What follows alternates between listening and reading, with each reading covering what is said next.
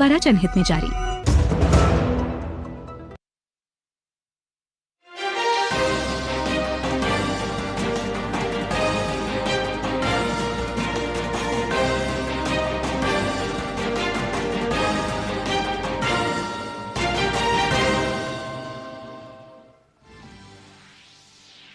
प्रधानमंत्री नरेंद्र मोदी का यूएई में जोरदार स्वागत। राष्ट्रपति अल नह्यान के साथ की प्रतिनिधिमंडल स्तर की वार्ता। दोनों देशों के बीच कई सहमति पत्रों पर हस्ताक्षर।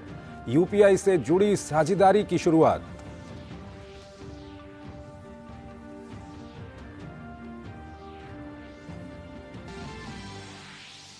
प्रधानमंत्री नरेंद्र मोदी ने दोनों देशों के संबंधों में आई मजबूती को सराहा। कहा, यहां आने पर हमेशा अपने घर और परिवार जैसा करता हूं महसूस। अबू धाबी में मंदिर निर्माण के लिए जताया विशेष आभार।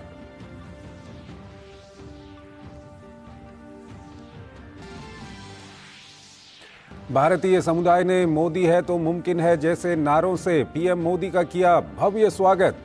अहलन कार्यक्रम में बोले पीएम, दुनिया की किताब पर वक्त की कलम से भविष्य लिख रहे भारत यूएई। विकसित भारत को बताया हर भारतीय का लक्ष्य।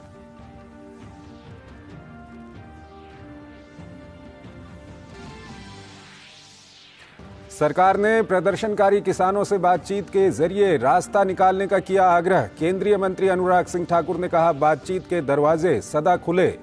कृषि मंत्री अर्जुन मुंडा ने कहा, किसानों की मांग का स्थायी हल निकालने पर है सरकार का जोर।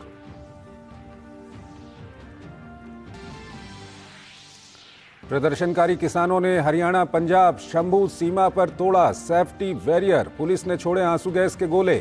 पंजाब हरियाणा हाईकोर्ट ने मामले पर राज्य सरकारों को कानून व्यवस्था बनाए रखने के दिए निर्देश।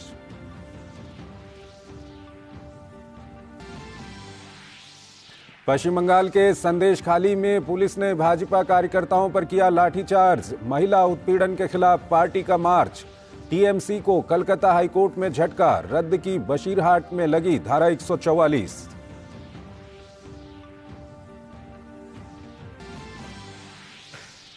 कांग्रेस से इस्तीफा देने के बाद बीजेपी में शामिल हुए महाराष्ट्र के पूर्व मुख्यमंत्री अशोक चौहान। उधर सपा में सामने आई अंदरूनी कलह। स्वामी प्रसाद मौर्य ने सपा महासचिव पद से दिया इस्तीफा।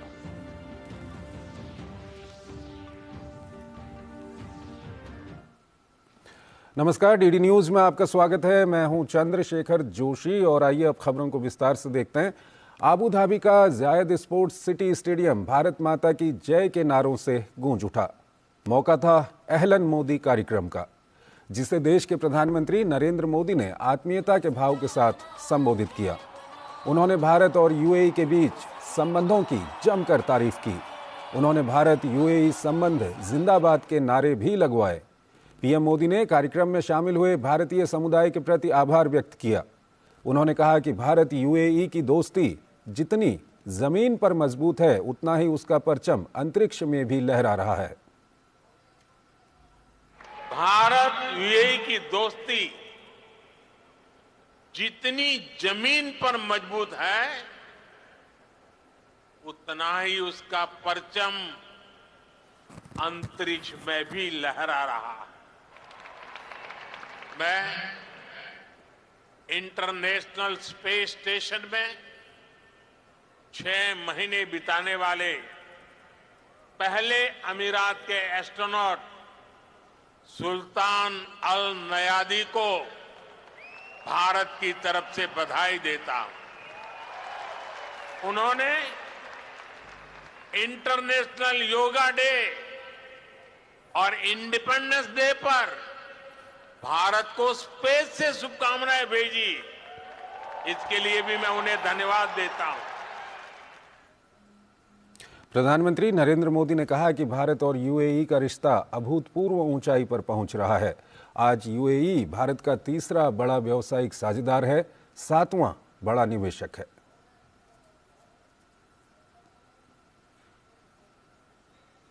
तीसरे दशक में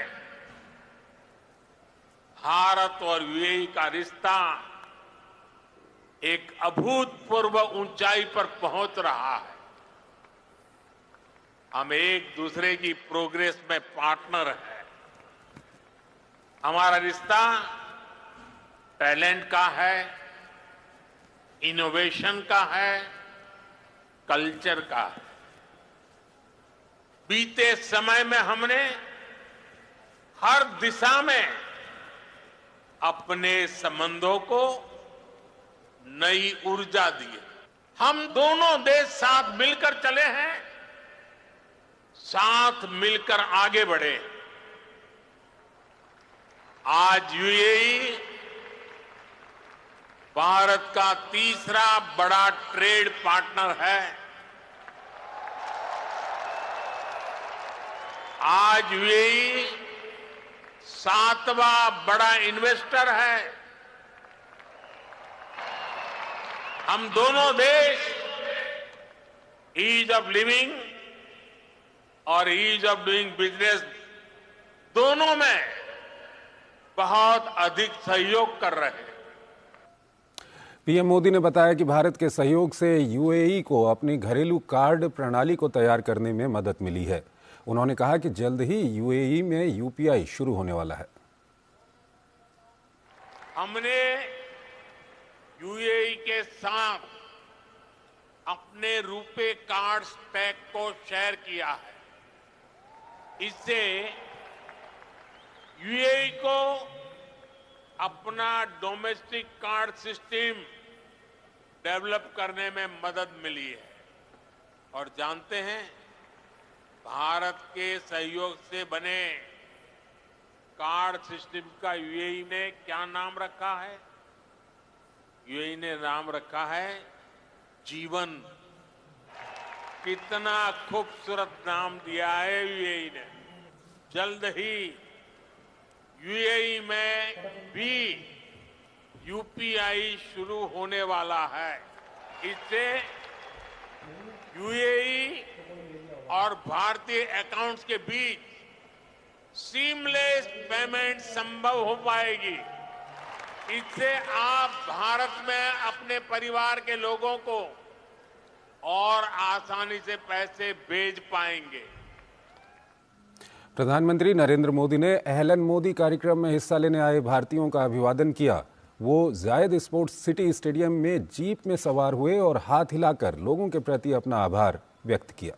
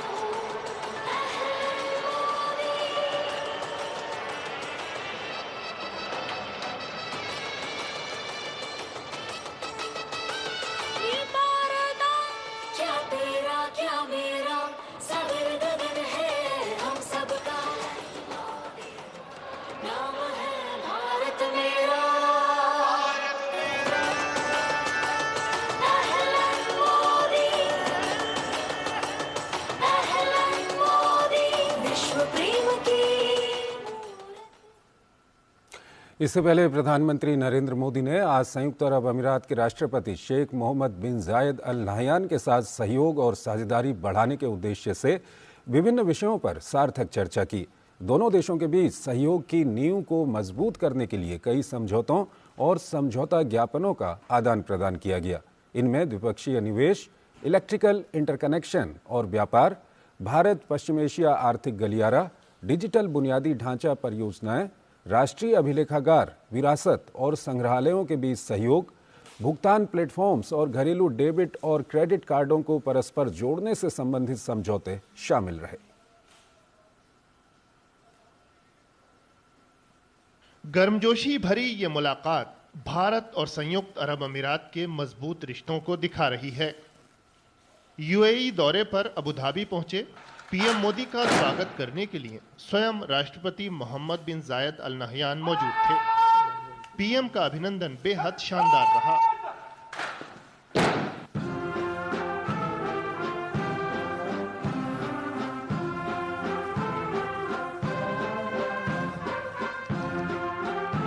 प्रधानमंत्री मोदी और यूएई के राष्ट्रपति के बीच प्रतिनिधिमंडल स्तर की बातचीत हुई। दोनों नेताओं ने भारत यूएई व्यापक रणनीतिक साझेदारी के विभिन्न पहलुओं की समीक्षा के साथ ही इसे और गहरा करने के तरीकों पर भी चर्चा की। बैठक के बाद दोनों देशों के बीच कई महत्वपूर्ण सहमति पत्रों का आदान प्रदान किया गया। दोनों देशों ने एक दूसरे के यहां निवेश को बढ़ावा देने के लिए द्विपक्षीय निवेश संधि की। दोनों देशों के बीच ऊर्जा सुरक्षा और ऊर्जा व्यापार, भारत मध्य पूर्व आर्थिक गलियारा समझौते से जुड़े अंतर सरकारी फ्रेमवर्क, डिजिटल बुनियादी ढांचे, अभिलेखागारों और संग्रहालयों के क्षेत्र में आपसी सहयोग पर भी सहमति बनी। दोनों देशों ने डिजिटल भुगतान के क्षेत्र में ऐतिहासिक सहयोग की शुरुआत करते हुए भारत के यूपीआई और यूएई के एएनआई को आपस में जोड़ने से संबंधित समझौता भी किया। दोनों देशों के बीच घरेलू डेबिट क्रेडिट कार्ड्स को भी जोड़ने की शुरुआत हुई। द्विपक्षीय सहयोग में मजबूती को सराहते हुए पीएम मोदी ने यूएई को अपने घर जैसा बताया। आप लोगों के बीच आया हूं तब हमेशा लगा है कि जैसे मैं अपने ही घर में आया हूं, अपने ही परिवार के ही सदस्यों के साथ मैं मिलने आया हूं, ऐसा मैं हमेशा अनुभव कर रहा हूं। और हमारे संबंधों की गहनता ऐसी है, पिछले 7 महीने में हम 5 बार मिले हैं। ये शायद बहुत रेयर होता है। मुझे भी यहाँ 7 बार आने का अवसर मिला है, यानी ये हमारी निकटता है। मुलाकात के दौरान पीएम ने अबू धाबी में बने पहले हिंदू मंदिर के लिए विशेष रूप से आभार जताया। प्रधानमंत्री बुधवार को इस मंदिर का शुभारंभ करेंगे। आपके सहयोग के बिना ये संभव ही नहीं था और मेरी पहली मुलाकात थी। मैंने सिंपली आपको रिक्वेस्ट की कि जरा आप देख लीजिए और पलक झपकते ही आपने उसका निर्णय करके मुझे बता दिया कि आप बस जगह पर ऐसे उंगली रख दीजिए, आपको जगह मिल जाएगी। शायद इतना विश्वास, इतना प्यार अपने आप में एक बहुत ही अनोखे संबंधों की ये शक्ति को दर्शाता है।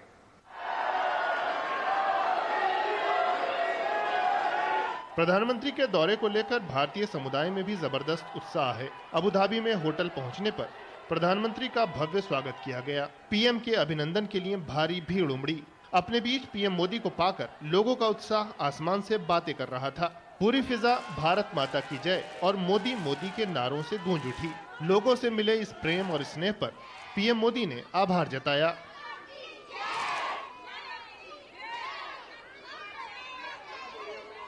इतनी भाव विभोर हूं कि सिर्फ 2 लाइनें कहना चाहती हूं। जन्म भूमि में राम मंदिर, कर्म भूमि में एक और मंदिर। मोदी जी, आप पूरे विश्व का गर्व हो, हम सबके सिर का ताज हो। आहलान मोदी। प्रधानमंत्री जी के आगमन से हम सभी का दिल बाग बाग हो गया है। मेरे पास शब्द नहीं है कि मैं इस पल को कैसे बयां करूं।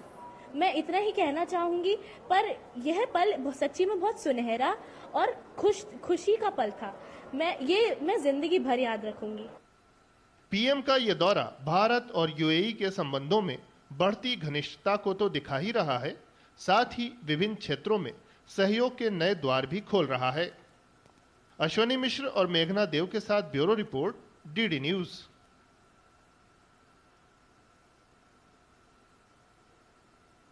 खबरें अभी और भी हैं, लेकिन एक छोटा सा ब्रेक। हेलो बेटा। मिस्टर विकास के साथ कौन है? बस बेटा थोड़ी देर और। वो मिस्टर विकास की फाइल आप पॉलिसी बाजार। मैम, आपका हेल्थ इंश्योरेंस क्लेम अप्रूव हो गया है। अब आप सर को घर ले जा सकती हैं। क्लेम के टाइम पे हमेशा आपकी हेल्प को तैयार। पॉलिसी बाजार, 1 करोड़ का हेल्थ इंश्योरेंस सिर्फ 390 रुपए महीने से शुरू। मौसम को अपने पैशन के बीच जो नहीं आने देते, मैं उनका फैन हूँ। मेरी तरह एसबीआई भी आपका फैन है, इसलिए एसबीआई आपके लिए थोड़ी एक्स्ट्रा मेहनत करता है। तो excellent customer service, assistance to MSMEs और टेक्नोलॉजी ड्रिवन बैंकिंग सॉल्यूशंस। घर छोड़ दूं, एसबीआई बदल रहा है क्योंकि हम एक बदलते देश के फैन हैं। एसबीआई, देश का फैन। मुथूट फाइनेंस, भारत का नंबर 1 सबसे भरोसेमंद financial services brand. Gold loan के लिए अभी कॉल करें 1-800-313-1212। गोल्डी छोले मसाले, जहाँ जाए रिश्ते बनाए। जहाँ जाए रिश्ते बनाए, गोल्डी मसाले। लाइफ में फाइनेंशियल आजादी के लिए एनपीएस जरूरी है। रिटायरमेंट में फाइनेंशियल आजादी रहे जारी, एनपीएस से आज ही करें तैयारी। एनपीएस जरूरी है। Sir 50,000 advance. और इतना कैश तो हम नहीं लाए। और आज बैंक भी बंद है। इलाज है डिजिटल पेमेंट का आसान सा ढूंढ। लेकिन अरे घबराइए मत, सावधानी के साथ करेंगे तो कोई साइड इफेक्ट भी नहीं होगा। फोन लाइए मुझे, यहाँ फोन लगाइए। डिजिटल पेमेंट से लेन देन हो सकता है, आसान, सुरक्षित और तेज। मैंने तो इन्हें डिजिटल पेमेंट सिखा दिया है आपने, क्योंकि आरबीआई कहता है कि डिजिटल पेमेंट अपनाओ, औरों को भी सिखाओ। साल बरस और सदी नहीं, एक युग गुजर जाएगा, उम्र न पूछो वंडर की, जब फर्क नजर आएगा। वंडर सीमेंट, फर्क नजर आएगा। स्वागत है आपका ब्रेक के बाद। 14 फरवरी को पूरी दुनिया एक बार से सनातन संस्कृति के दिव्य रूप के दर्शन कर सकेगी। प्रधानमंत्री नरेंद्र मोदी संयुक्त अरब अमीरात के BAPS हिंदू मंदिर का लोकार्पण करेंगे। आइए देखते हैं हमारे संवाददाता अश्विनी मिश्रा की आबू धाबी से ये खास रिपोर्ट। 14 फरवरी को पूरी दुनिया एक बार फिर सनातन संस्कृति के दिव्य स्वरूप को देखेगी, जब संयुक्त अरब अमीरात की राजधानी अबू धाबी में BAPS हिंदू मंदिर का लोकार्पण प्रधानमंत्री नरेंद्र मोदी करेंगे। प्रधानमंत्री नरेंद्र मोदी और संयुक्त अरब अमीरात के राष्ट्रपति मोहम्मद बिन जायद अल नहयान के संयुक्त दृष्टिकोण की विराट अभिव्यक्ति है अबू धाबी का BAPS हिंदू मंदिर। दो संस्कृतियों का संगम जो इसे प्रयाग जैसा तीर्थ जैसा बना देता है, तो वहीं भारत से बाहर सबसे बड़ा हिंदू मंदिर होने का भी इसे गौरव हासिल है। मंदिर का निर्माण बोचासन वासी अक्षर पुरुषोत्तम स्वामी नारायण संस्था द्वारा किया गया है। मंदिर बेजोड़ वास्तुकला का अद्भुत नमूना है। 27 एकड़ भूमि में फैला हुआ ये मंदिर गुलाबी बलुआ पत्थर और सफेद संगमरमर से बना है। मंदिर निर्माण पर 700 करोड़ रुपए से ज्यादा का खर्च आया है। मंदिर की लंबाई 262 फीट, चौड़ाई 108 फीट और ऊंचाई 180 फीट है। मंदिर में 7 शिखर और 410 स्तंभ हैं। 12 गुंबद पिरामिड की आकृति में बने हैं। मंदिर के निर्माण में 40,000 घन मीटर संगमरमर और 180,000 घन मीटर बलुआ पत्थर लगा है। मंदिर में सुरक्षा का विशेष ध्यान दिया गया है। भूकंपीय गतिविधियों पर बारीकी से नजर रखने के लिए 300 से ज्यादा सेंसर मंदिर में लगे हैं। अबू धाबी का ये हिंदू प्राचीन मंदिर निर्माण कला और आधुनिक तकनीक का अद्भुत नमूना है। दो संस्कृतियों के बीच का एक बड़ा महोत्सव है। हम कह सकते हैं कि ये अरेबियन संस्कृति और हमारी सनातन भारतीय संस्कृति, दो संस्कृति के बीच का एक सेतु बन रहा है। और इसका महोत्सव का एक जो आनंद है, उमंग है, उत्साह है, बड़े पैमाने पर हर व्यक्ति के दिल में एक अनोखा दिखाई दे रहा है। ये जो महोत्सव है उसके पीछे कहानी तो 25 साल पुरानी है। 25 साल पहले परम पूज्य प्रमुख स्वामी जी महाराज जो BAPS संस्थान के गुरुदेव रहे हैं, तो उन्होंने 1997 में यह संकल्प किया था कि अबू धाबी में एक बड़ा मंदिर बनाना है। और उस वक्त किसी को भी ये कल्पना नहीं थी कि ये हो सकेगा, लेकिन महापुरुषों के संकल्प में एक ताकत होती है, एक शक्ति, ऊर्जा होती है। तो इसका अनुभव आज हो रहा है। यूं तो अबू धाबी में मंदिर निर्माण की परिकल्पना 1997 में प्रमुख स्वामी महाराज जी द्वारा की गई, लेकिन अगस्त 2015 में प्रधानमंत्री नरेंद्र मोदी की संयुक्त अरब अमीरात की यात्रा के बाद इस सपने को साकार करने की प्रक्रिया शुरू हुई। 2017 में अबू धाबी के तत्कालीन युवराज शेख मोहम्मद बिन जायद अल नहयान ने मंदिर के लिए 27 एकड़ जमीन उपहार में दी और 2018 में UAE के दूसरे दौरे पर पहुंचे प्रधानमंत्री नरेंद्र मोदी ने पूरे शाही परिवार और 250 से अधिक स्थानीय नेताओं की उपस्थिति में एक समझौता ज्ञापन पर हस्ताक्षर किया। 11 फरवरी 2018 को प्रधानमंत्री नरेंद्र मोदी ने मंदिर के लिए शिला पूजन किया। 2019 में इस मंदिर को mechanical project of the year का खिताब मिला और ये विश्व के लिए आकर्षण का केंद्र बना। जी, एक कमल की तरह लग रहा है। ये रेगिस्तान में पिंक कमल है, तो वैसा ही फील हो रहा है। और बेसिकली कमल का काम होता है शांति फैलाना। कमल को देखो तो शांति लगती है, और यहाँ का भी मैसेज यही है, प्यार, शांति और सद्भावना। 7 शिखर जो हमने रखे हैं वो 7 एमिरेट्स की यूनिटी का प्रतीक है। और उसी के साथ साथ जब प्रमुख स्वामी महाराज ने भी, हमारे गुरु प्रमुख स्वामी महाराज ने जब इस मंदिर की संकल्पना करी थी, तभी भी उन्होंने यही कहा था कि इस मंदिर के द्वारा सारे जितने भी धर्म, अलग अलग धर्मों के लोग हैं, अलग अलग जातियों के लोग हैं, अलग अलग कम्युनिटीज़ के लोग हैं, एक ऐसा मंदिर हो अबू धाबी में जो उन सभी को एकजुट करे, उन सभी को एक साथ लेकर आए। ये ट्रेडिशनल मंदिर अपने आप में 2 चीज़ों के लिए सबसे अलग होगा। एक वो ये कि भारतीय संस्कृति को कैसे आने वाले हजारों सालों तक आने वाली सनातन धर्मों की नई पीढ़ियों तक पहुंचाने का काम करेगी, और दूसरा ये जैसे हमारे ऋषि मुनि कह गए, हमारे गुरु हरि महंत स्वामी महाराज, प्रमुख स्वामी महाराज का जो सपना था उसे साकार होते हुए देख सकते, और प्रधानमंत्री मोदी का जो क्लियर विजन है उसे आप इस मंदिर के थ्रू देख सकते हैं। वैदिक वास्तुकला से प्रेरित इस मंदिर के डिजाइन में अलग अलग मंडप बने हैं। अयोध्या के श्री राम मंदिर की तरह ही लोहे और स्टील का इसमें प्रयोग नहीं किया गया है। मंदिर में मंदिर की दीवारों पर शिव पुराण, भागवत पुराण और पंचतंत्र की कहानियों की अद्भुत नक्काशी की गई है। मंदिर के साथ शिखर में अलग अलग देवताओं की मूर्तियां स्थापित की गई हैं। मुख्य गुंबद में भगवान स्वामी नारायण, अन्य गुंबदों में श्री राम दरबार, श्री राधा कृष्ण, जगन्नाथ भगवान, वेंकटेश्वर और भगवान अयप्पा की मूर्तियों को स्थापित किया गया है। मंदिर में सनातन संस्कृति के प्रतीक के साथ साथ अरब संस्कृति, मिस्र संस्कृति और अन्य सभ्यताओं के दृष्टांतों के 14 चित्रण भी उकेरे गए हैं। अबू धाबी हिंदू मंदिर के गुंबदों का सद्भाव का गुंबद कहा गया है। यहाँ एक कृत्रिम झरना भी बनाया गया है जो गंगा, जमुना, सरस्वती के जल से अभिसिंचित है। मंदिर के बाहरी भाग को बनारस के गंगा तट जैसी अनुभूति देने की कोशिश की गई है। अरब क्षेत्र में इस मीनार के माध्यम से श्री राम कथा, कृष्ण कथा की अभिव्यक्ति, बनारस की तरह की संध्या आरती, विग्रह के समक्ष अखंड दीप का प्रज्वलन और आरती की सुर लहरियों से संयुक्त अरब अमीरात के इस मरुद्यान में भक्ति की नई धारा बहेगी। अबू धाबी में ये मंदिर समूचे भूभाग में एक मरुद्यान जैसा है। ये मंदिर समूची दुनिया को, दोनों देशों के प्रगाढ़ होते संबंधों को व्याख्यायित करेगा। ये मंदिर सनातन संस्कृति के मूल्यों को पूरी दुनिया में प्रवाहित करेगा। साथ ही साथ ये मंदिर भारत भारतीयता को नए सिरे से पूरी दुनिया के सामने रखेगा। ये मंदिर दुनिया को बताएगा कि कैसे भारत भारतीयता में सर्वधर्म संभाव की बात कही जाती है, और कैसे ये मंदिर बताएगा कि भारत विश्व बंधुत्व, शांतिपूर्ण सहअस्तित्व और वसुधैव कुटुंबकम की नीति में विश्वास करता है। कैमरा पर्सन प्रमोद नेगी और सहयोगी मेघना देव के साथ अश्विनी कुमार मिश्र, BAPS हिंदू मंदिर, अबू धाबी। एक और छोटा सा ब्रेक लेते हैं यहाँ पर। साल, बरस और सदी नहीं, एक युग गुजर जाएगा। उम्र न पूछो वंडर की, जब फर्क नजर आएगा। वंडर सीमेंट, फर्क नजर आएगा। जब दांत खाज की खुजली पे ना हो काबू तो उसे गमछे से नहीं छुपाते बाबू, तो फिर उसे भगाए कैसे? जालिम लोशन लगाकर दांत खाज की खुजली, एक्जिमा जड़ से निकाले। अभी खरीदे जालिम लोशन। मौसम को अपने पैशन के बीच जो नहीं आने देते, मैं उनका फैन हूं। मेरी तरह SBI भी आपका फैन है, इसलिए SBI आपके लिए थोड़ी एक्स्ट्रा मेहनत करता है। तो excellent customer service, assistance to MSMEs और technology driven banking solutions.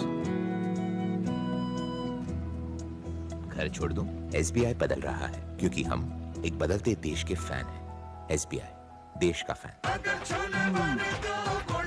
Goldy chole मसाले, जहाँ जाए रिश्ते बनाए, जहाँ जाए रिश्ते बनाए, गोल्डी मसाले। क्या आपको नींद में परेशानी होती है या आप बीच रात बार बार जगते हैं? टेलीमानस के 14416 पर कॉल करें और हमारे प्रशिक्षित परामर्शदाता आपकी सहायता करेंगे। लाइफ में फाइनेंशियल आजादी के लिए NPS जरूरी है। रिटायरमेंट में फाइनेंशियल आजादी रहे जारी, NPS से आज ही करे तैयारी। NPS जरूरी है। हो बिजनेस बढ़ाना, गुड़िया को पढ़ाना या मिसेस के साथ वेकेशन, लो मुथूट फाइनेंस गोल्ड लोन, भरोसा इंडिया का। मुथूट फाइनेंस भारत का नंबर 1 सबसे भरोसेमंद financial services brand. Gold loan के लिए अभी कॉल करें 1-800-313-1212। मोदी सरकार की गारंटी, सस्ती दवाई, अच्छी दवाई, कम से कम 75% डिस्काउंट। अब तक जरूरतमंदों के 23,000 करोड़ रुपए बचे। हमारा संकल्प विकसित भारत। दीदी नौकरी लग गई। अरे वाह, बधाई हो। तो अब तो ढेर सारी शॉपिंग। हाँ दी, नया मोबाइल। अरे रुको शहजादे, सैलरी से पहले खर्चे। इंस्टेंट लोन भी तो मिलता है। पहले बजट बनाना सीखो, फिर खर्च करो। पर दी, देखो, कमाई का एक हिस्सा हमेशा बचाना चाहिए, लेकिन पार्टी देने से नहीं बचोगे तुम। हाँ दी, पार्टी मेरी, बजट तुम्हारा। अच्छा। आरबीआई कहता है, सही वित्तीय बर्ताव करे आपका बचाव। स्वागत है आपका ब्रेक के बाद। किसानों के दिल्ली कूच के बाद हरियाणा के शंभू बॉर्डर पर किसानों और सुरक्षा बलों के बीच झड़प हुई। सुरक्षा बलों ने किसानों पर आंसू गैस के गोले छोड़े। इस बीच केंद्रीय मंत्री अनुराग सिंह ठाकुर ने किसानों से हिंसा न करने और उग्र न होने का आह्वान किया। उन्होंने किसानों से बातचीत जारी रखने का भी अनुरोध किया। इस बीच राजधानी दिल्ली की सभी सीमाओं पर सुरक्षा के पुख्ता इंतजाम किए गए हैं। जो प्रदर्शनकारी सड़कों पर उतरे हैं, आगजनी हिंसा तोड़फोड़ ना करें, शांतिपूर्वक अगर प्रदर्शन करना तो शांति बनाए रखें, क्योंकि चर्चा के माध्यम से बहुत सारे रास्ते निकलते हैं। ये अनुरोध है किसानों से सरकार का, इसका आधार भी है सरकार द्वारा किसानों के कल्याण के लिए उठाए गए ठोस कदम। पिछले 10 वर्षों में किसान कल्याण के लिए कई योजनाएं लाई गईं, जिन्होंने धरातल पर देश के करोड़ों किसानों को लाभ पहुंचाया। इस बीच केंद्रीय मंत्री अनुराग सिंह ठाकुर ने कहा है कि सरकार किसानों की मांगों को सुनने के लिए हमेशा तत्पर रही है। इस बार भी केंद्रीय मंत्रियों ने चंडीगढ़ में किसानों के साथ घंटों चर्चा की है। हालांकि बैठक से किसानों के चले जाने के बाद भी सरकार ने वार्ता को जारी रखने का आग्रह किया है। वहीं केंद्रीय मंत्री अर्जुन मुंडा ने किसानों से आम जनता की कठिनाइयों को ध्यान में रखते हुए कोई कदम उठाने की सलाह दी है। साथ ही ऐसे तथ्यों से बचने के लिए भी कहा है जो किसानों को बदनाम कर सकते हैं। उन्होंने किसानों को एमएसपी पर स्थायी समाधान खोजने के लिए भरोसा दिया। आपकी हमने अधिकतर मांगे मान ली हैं, बाकी मुद्दों पे चर्चा जारी रखिए। दूसरा, जो राहुल गांधी जी कहते हैं कि एमएसपी पे वो कानून बनाएंगे। राहुल जी, 60 साल कांग्रेस की सरकार रही, क्या किया आपने एमएसपी पे? ये देखिए, ये कांग्रेस का असली चेहरा दिखाता है।